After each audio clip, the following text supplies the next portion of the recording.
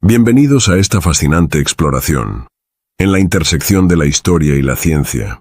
En este vídeo, descubrirás cómo la arqueología y los avances científicos confirman la autenticidad de los relatos bíblicos. También verás que la venida de Jesús fue predicha 700 años antes de que se realizara, así que no dudes en ponerte en contacto con nosotros para sumergirte en este descubrimiento y entender todos los detalles. Un día de marzo de 1947, un joven árabe llamado Muhammad ed-Dib estaba escalando los escarpados acantilados de la costa oeste del Mar Muerto. Durante su excursión, arrojó una piedra en una grieta de la roca y escuchó un sonido que recordaba a cerámicas rotas. Curioso, entró en una cueva y encontró varias tinajas de terracota, una de las cuales había sido rota por su piedra. En el interior, descubrió un manojo de fragmentos de cuero gastados y malolientes. Más tarde, regresó con miembros de su tribu y desenterraron alrededor de 40 jarras similares en la misma cueva, todas conteniendo rollos de pergamino en malas condiciones. Estos documentos se hicieron famosos como los rollos del Mar Muerto. Desde este descubrimiento, se han llevado a cabo excavaciones metódicas en las cuevas circundantes, lo que ha permitido encontrar muchos otros manuscritos, principalmente textos del Antiguo Testamento. No pasó mucho tiempo antes de que los expertos se dieran cuenta de que tenían ante sí una colección excepcional de manuscritos bíblicos, mucho más antiguos que cualquier cosa que se hubiera descubierto hasta entonces. Tras las excavaciones llevadas a cabo en 11 cuevas, se han desenterrado 4 categorías principales de escritos. La primera categoría incluye los escritos apócrifos ya identificados a través de traducciones, como el Libro de los Jubileos. Las excavaciones han revelado fragmentos hebreos de 9 manuscritos de este libro. La segunda se refiere a los escritos del Nuevo Testamento. Entre ellos el fragmento 7Q5 ha sido interpretado por el profesor O'Callaghan como un antiguo manuscrito del Evangelio de Jesucristo, Hijo de Dios, atribuido a Marcos. La tercera categoría se refiere a los escritos no bíblicos, relacionados con la comunidad de los esenios, también conocida como la Comunidad de la Alianza. Entre estos escritos se encuentran varias copias de la Regla de la Comunidad y el Documento de Damasco, ya conocido a través de copias medievales. Estos textos relatan la historia de esta comunidad. Además, varios manuscritos del libro de Daniel también entran en esta categoría. Por último, el cuarto reúne los textos del Antiguo Testamento, entre los que se encuentra el famoso Gran Rollo de Isaías, que estará en el centro de nuestro análisis en este video. Este manuscrito, notablemente bien conservado, fue copiado entre el 125 y el 100 AC.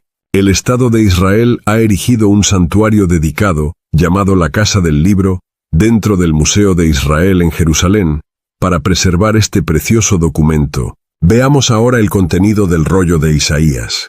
Uno de los manuscritos más notables descubiertos, el libro de Isaías ha sido copiado muchas veces a lo largo de los siglos. Antes del descubrimiento en las cuevas de Qumran, la copia más antigua conocida solo se remonta al siglo X DC, pero un día, en una de estas cuevas, se encontró un pergamino extraordinario. Un manuscrito de cuero, ensamblado con tiras cosidas, que contenía todo el texto de Isaías. Este rollo mide unos 7,20 metros de largo y 30 centímetros de ancho. Lo que hace que este descubrimiento sea extraordinario es que los expertos coinciden en que este manuscrito está fechado antes del año 100 AC.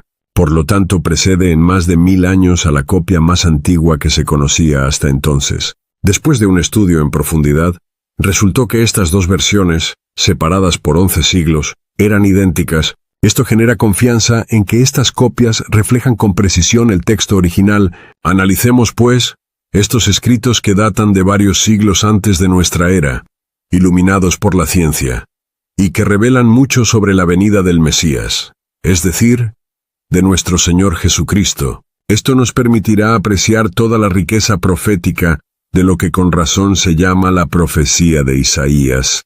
Cuando Jesús comenzó a proclamar su mensaje de paz y amor, no correspondía de ninguna manera a la imagen que sus contemporáneos tenían del Mesías.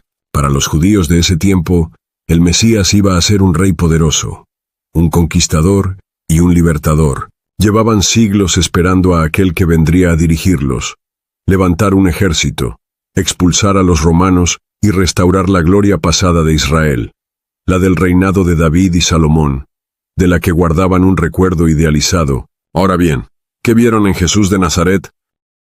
Un simple maestro itinerante, cuyas palabras y comportamiento no podían asociarse de ninguna manera con un líder militar o un agitador político. Se le oye decir, como Mateo 5, versículos 3 al 7, «Afortunados los que reconocen su necesidad espiritual, porque el reino de Dios les pertenece.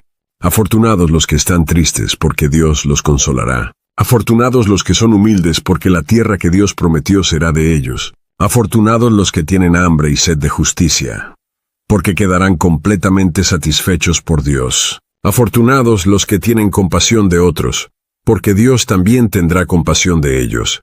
Los combatientes de la resistencia judía, ansiosos por ver el glorioso día de Israel, pueden haber encontrado en estas palabras una fuente de esperanza. Pero ¿qué podían esperar de esta declaración? Afortunados los que tienen compasión de otros, porque Dios también tendrá compasión de ellos.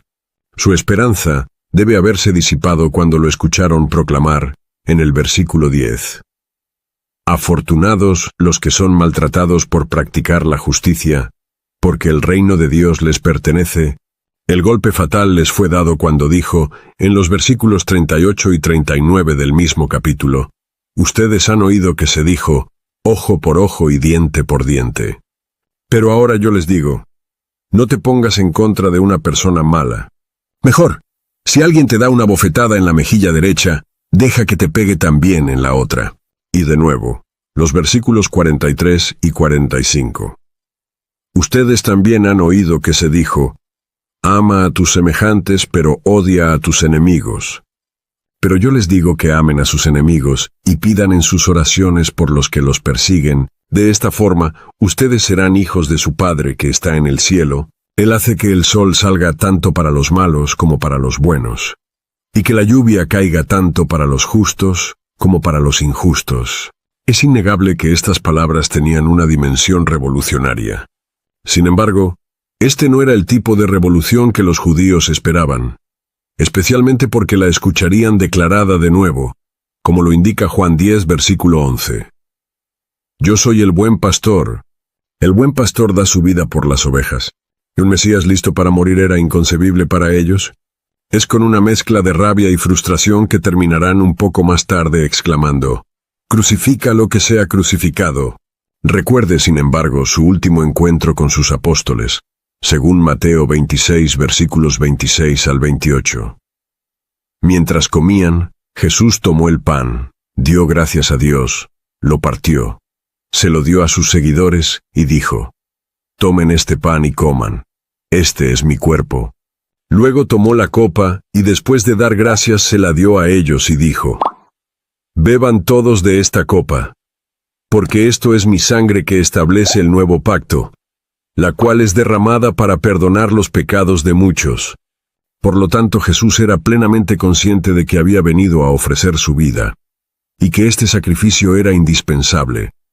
No les había dicho unos días antes, como se registra en Mateo 20, versículo 28. Así como el Hijo del Hombre no vino para que le sirvieran, sino a servir a los demás, y a dar su vida en rescate por muchos. Examinemos ahora los escritos del libro de Isaías, escritos 700 años antes de la venida de Jesús, y comparémoslos con los relatos de su vida registrados en los Evangelios. De hecho, es precisamente este aspecto poco conocido de Cristo, el del siervo sufriente, el que Isaías había predicho mucho antes de su venida, más de 7 siglos antes de los acontecimientos. El profeta expresó esta verdad. En el capítulo 52, versículo 13 dice, «Miren, mi siervo tendrá éxito, le dará el más alto honor». Luego en el capítulo 53, versículos 2 al 3, continúa con estas palabras. «Creció delante de Dios como un retoño, como una raíz en tierra seca. No había en él hermosura o majestad, como para que nos fijáramos en él. No había en él nada atrayente como para que nos gustara. La gente lo despreció y hasta sus amigos lo abandonaron. Era un hombre lleno de dolores y conocedor del sufrimiento, y como alguien a quien otros evitan, lo despreciamos. y no pensamos que fuera alguien importante. El profeta describe así una figura que no conoce personalmente, pero que estaba destinada a venir. Fue por el Espíritu de Dios que fue inspirado para anunciar esta realidad aún futura. En cuanto a nosotros, sabemos reconocer a aquel que él describe. Es aquel a quien Juan llama, en el capítulo 1, versículo 11, la luz y la palabra. Esta luz vino de entre los suyos, pero fue rechazada por ellos. Más tarde, el apóstol Pablo, hablando a los judíos de Antioquía en Hechos 13, versículo 27, explicaría: los que viven en Jerusalén y sus líderes no reconocieron a Jesús, y al condenarlo, cumplieron las palabras de los profetas que se leen cada sábado. Así que el Mesías vino tal como el profeta lo había predicho, pero como Isaías había predicho. Fue malinterpretado y rechazado. En el capítulo 53, versículos 4 al 6, Isaías escribe: verdaderamente Él soportó todos nuestros sufrimientos y cargó con nuestros dolores, aunque nosotros pensamos que Dios lo había castigado, golpeado y afligido. En realidad Él fue traspasado debido a nuestra rebeldía, fue magullado por las maldades que nosotros hicimos. El castigo que Él recibió hizo posible nuestro bienestar, sus heridas nos hicieron sanar a nosotros. Todos nosotros nos habíamos perdido como ovejas, cada uno agarró su propio camino. Pero el Señor cargó en Él todo el castigo que nosotros merecíamos. Uno no puede dejar de sorprenderse por el carácter profundamente evangélico de este pasaje. Es tan similar a las narraciones de los evangelios que ha sido apodado el quinto evangelio. Sin embargo, estas palabras fueron escritas más de 7 siglos antes de que Mateo, Marcos, Lucas y Juan escribieran sus testimonios. Este texto expresa con notable claridad el significado de la muerte de Jesús, visto a través de los ojos de un profeta que debe haberse preocupado por el significado de sus escritos. El apóstol Pedro aclara este punto en su primera carta, capítulo 1, versículo 11. Explica que los profetas trataron de entender el tiempo y las circunstancias marcadas por el Espíritu de Cristo dentro de ellos. Pedro dijo: los profetas intentaban saber cuándo llegarían los sufrimientos de Cristo y cómo sería el mundo cuando llegara. El Espíritu de Cristo estaba en ellos y les hablaba de lo que Cristo tendría que sufrir y de la gloria que recibiría después. Recuerden el maltrato que sufrió Jesús, las burlas, las golpizas, los insultos y la crueldad de los soldados. Recuerden su silenciosa sumisión frente a estas pruebas, hasta su muerte. Siente, como yo, una profunda emoción cuando Isaías describió estos acontecimientos siglos antes de que sucedieran. En Isaías 53, versículos 7 al 8 está escrito: lo trataron cruelmente y lo torturaron, pero él se mantuvo humilde y no protestó. Permaneció en silencio, como cuando llevan a un cordero al matadero, o como cuando una oveja guarda silencio ante los que la trasquilan. Después de que lo arrestaron y condenaron, se lo llevaron. ¿Y a quién le importó lo que le iba a pasar? Porque a él lo quitaron del mundo de los vivos, lo mataron por los pecados de su pueblo. Podríamos profundizar en este tema explorando otras profecías que describen con igual precisión a Jesucristo, el Mesías y Salvador. Estos textos anuncian su nacimiento milagroso. Isaías 7, versículo 14. El lugar de su venida al mundo conocido siglos antes. Miqueas 5, versículo 1. Hasta detalles como el compartir sus ropas y el sorteo de su túnica. Salmo 22, versículo 19. O la perforación de sus manos y pies. Salmo 22, versículo 17. Estas profecías demuestran que la Biblia no es una obra como cualquier otra. Es verdaderamente la palabra de Dios, una guía divina para la humanidad. No descuides esta fuente de luz esencial para tu vida. Y no corras el riesgo de perderte lo que es fundamental.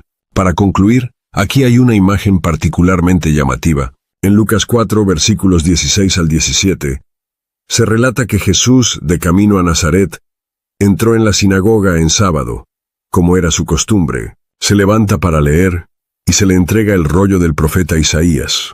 En Hebreos 10, versículo 7, está escrito: entonces dije, aquí estoy, Dios. En el libro de la ley está escrito acerca de mí. Vine a hacer lo que tú quieres que haga. Ahora volvamos a Lucas 4, versículos 17 al 21.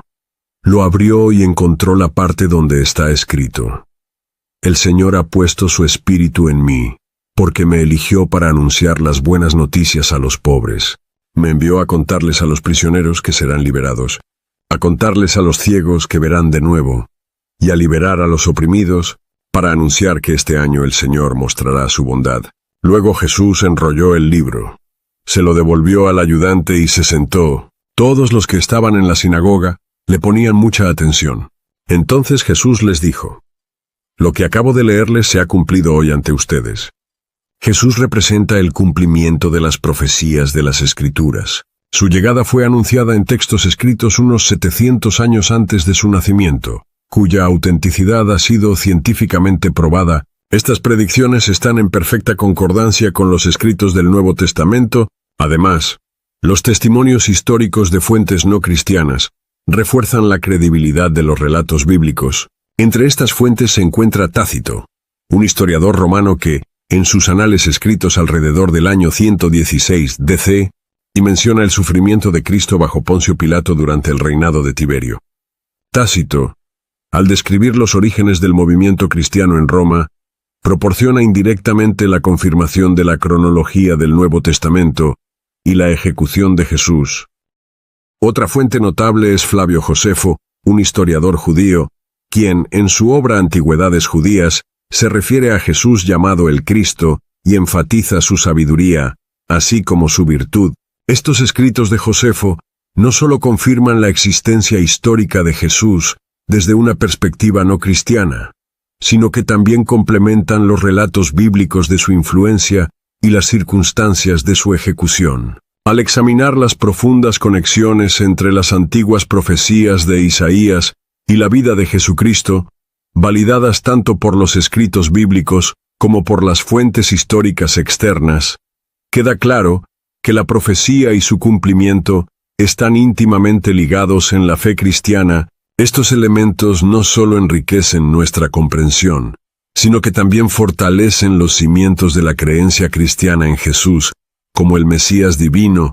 Creemos firmemente que hemos tomado la decisión correcta al aceptar a Jesucristo como nuestro Señor y Salvador. Rogamos que permanezcan apegados a esta gracia extraordinaria hasta el bendito día de su llamamiento celestial. Para aquellos que aún no han tomado esta decisión, sepan que esta es la elección más importante que un ser humano puede hacer en esta tierra, ya que allana el camino para la vida eterna. Oramos para que confieses con tu boca que Jesús es el Señor, y creas en tu corazón que Dios lo levantó de entre los muertos, para que puedas ser salvo, porque creyendo con el corazón se obtiene la justicia, y confesando con la boca se alcanza la salvación, como dice la Escritura.